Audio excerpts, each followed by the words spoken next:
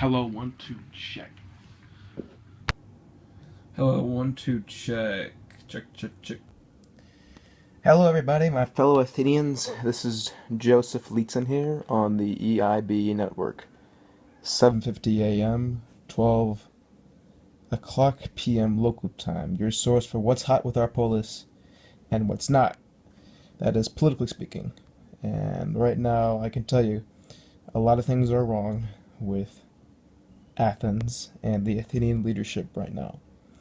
You know, every morning I'm proud waking up an Athenian, but I personally believe it is an act of committed hubris for our government system to continue in this twisted, thick bowl of swampy soup that we call democracy.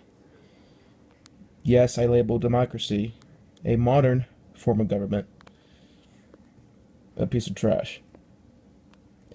I tend to label it so because this is not representative democracy.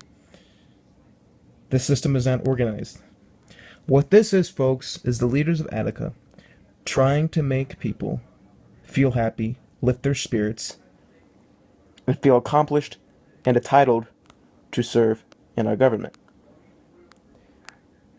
They think everybody can be in our government. I haven't seen such a complex system since the ancient Rubik's Cube. I couldn't solve it. It took me 1,000 times, but this political system, everybody is obligated to have a chance to serve in our polis, which on paper is great.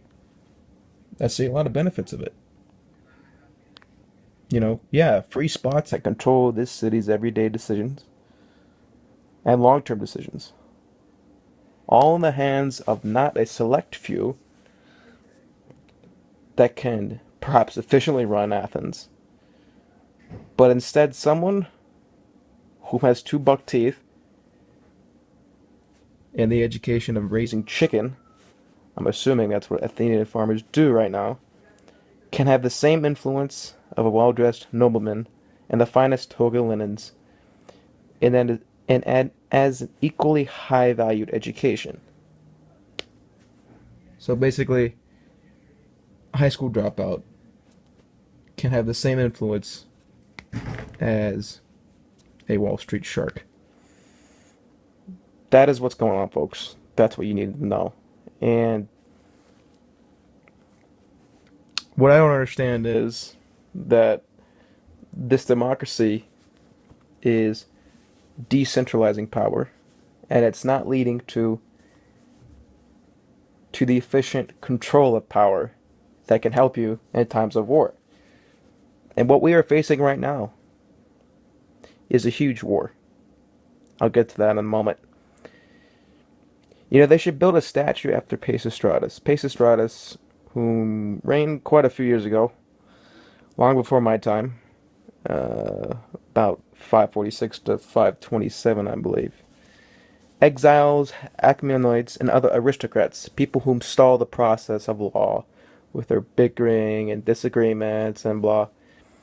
Unlike this democracy today, where everyone has their own opinion and no one has a consensus on a single strategy. It's like listening to the Three Goons, Three Stooges, each say a turn and talking. You can't get a clear consensus about what we are trying to do and what direction we are trying to lead people. You get these many different factions. Okay? Pisistratus promoted expansion of trade. We have to remember that. He promoted olives. Yes, olives. I eat them every day. They taste delicious. And minted coins. Then everything changed. Cleisthenes, whom I don't have a particularly favorable relationship with. My father didn't have a good relationship with him, and I do not have a good relationship with what he has established. Introduced democracy. The Stratogoid directly elected and can serve multiple and consecutive terms. The fact is, that is the only office that people can hold consecutive terms. 3, 4, 5 terms. Everybody else, the assembly, the ecclesia, the council, which controls the major decisions, the Council of 500. You can only be in the council and the assembly for a max of 2 years, or 2 one-year term. This system leads to an innumerable amount of problems. Okay? The problem that we faced a few years ago is the factions, the power they can gain, the hill, shore, and plain. Okay, each could vie for power. Now, people thought this was a huge problem. Okay, these so-called people who advocated for democracy now sought decentralization. Keep that in mind, folks. That's become a huge issue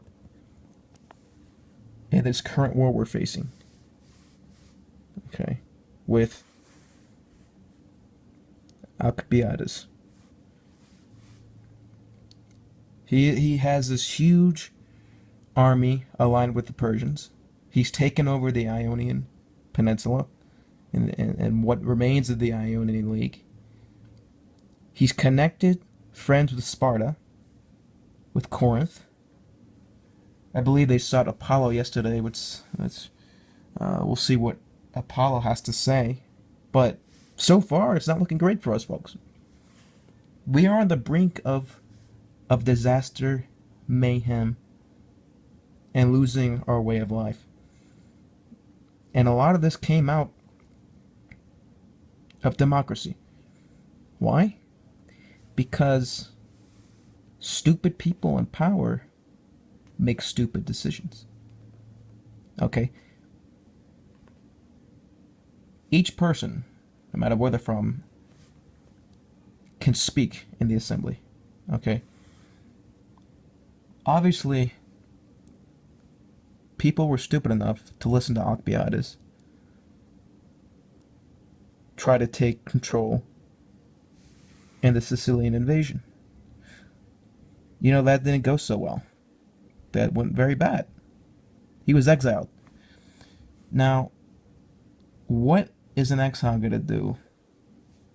I don't know, plot revenge? Maybe dine and drink some wine with his Persian friends? I don't know. Retire? No. That's not what he's got to do. What he did is catapult a major offensive campaign against us. Okay, there's around 300,000 people standing on the doorstep of Athens. This is bigger than the Battle of 300. This will be more important than the Persian War. Our leaders made a huge mistake. They didn't listen to my podcasts. They didn't listen to my advice. We needed a strong leader. What we had at Pisistratus, a tyrant who controls and dictates based on his experience.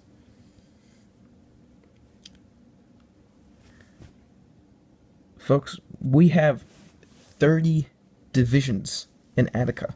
30. Each one of them representing a tribe. Now,